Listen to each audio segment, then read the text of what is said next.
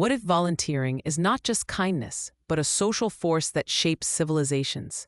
Volunteering feels modern, organized charities, NGOs, international aid, but its roots are ancient. In pre-modern societies, mutual aid was survival. Tribal systems depended on collective responsibility. In the 14th century, Ibn Khaldun described asabiyyah, group solidarity, as the glue of society. Helping one another was not optional, it sustained power and stability. In Islamic civilization, waqf endowments funded schools, hospitals, and public services. Charity, zakat, and sadaqah was institutionalized. Voluntary giving became both spiritual duty and social infrastructure. In Europe, organized volunteering expanded in the 18th and 19th centuries with religious charities and civic associations.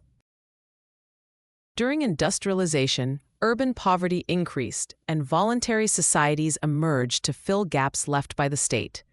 By the 20th century, volunteering became global. After World War I and II, humanitarian organizations professionalized aid. Civil society grew stronger alongside democracy. Sociologically, why does this matter? Émile Durkheim argued that modern societies risk anomie, disconnection, and normlessness. Volunteering restores moral integration. It gives individuals purpose beyond self-interest. Robert D. Putnam showed that societies rich in social capital, networks, associations, civic engagement, are more stable and prosperous. Volunteering builds trust, cooperation, and democratic participation. Globally, participation varies. North America and parts of Europe report high formal volunteering through nonprofits and community organizations. In Africa and parts of Asia, informal volunteering, family support, mutual aid, religious charity is widespread, even if less statistically recorded. In Latin America, community-based activism often merges volunteering with social movements. Different forms, same principle: collective responsibility.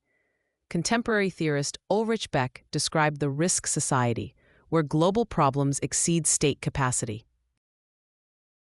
Volunteering and NGOs increasingly respond to climate crises, migration, and inequality.